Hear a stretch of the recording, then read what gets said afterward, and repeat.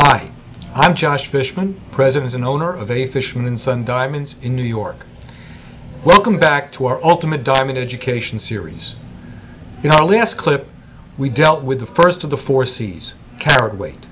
In this clip, we're going to deal with the second of the 4 C's, color. But because of its complexity, I've decided to split it into 2 parts.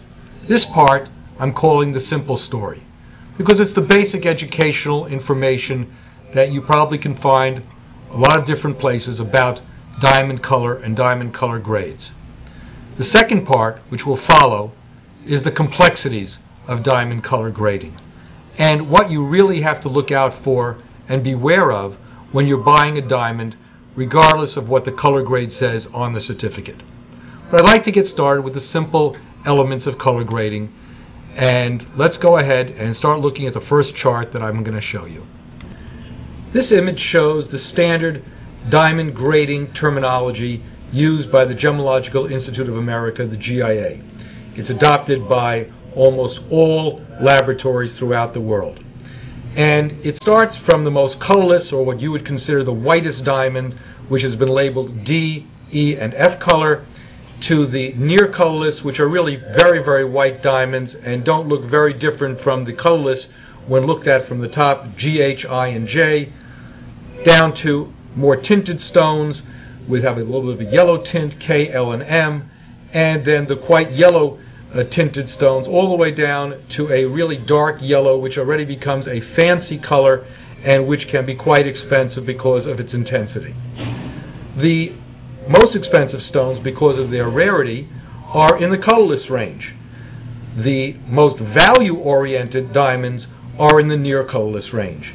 And the fact is that the G, H, I, and J color diamonds, when mounted in rings and worn by the consumer, doesn't look that much different from the D and E and the F colors, but they're much less expensive. Next, let's take a look at some real diamonds in a real grading tray, and you can see with more specificity the difference in color between colorless diamonds and the more yellow tinted diamonds. In this image, you can see the whitest diamond, the most colorless diamond on your left, D color, and the yellowest diamond, noticeably yellow, on your right, Z. But in between, the G, H, and the J colors are not very noticeably tinted. And this is how we look at the diamond when we're grading color, through the back of the diamond. But from the top of the diamonds are even less noticeably distinct and different.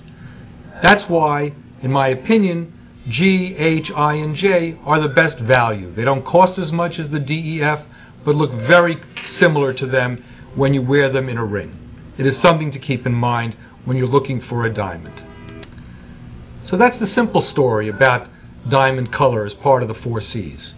But part 2, which I think is really even more important, deals with the pitfalls that you have to look out for in evaluating a diamond's color.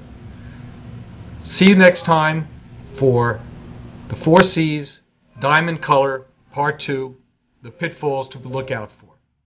Till then, so long.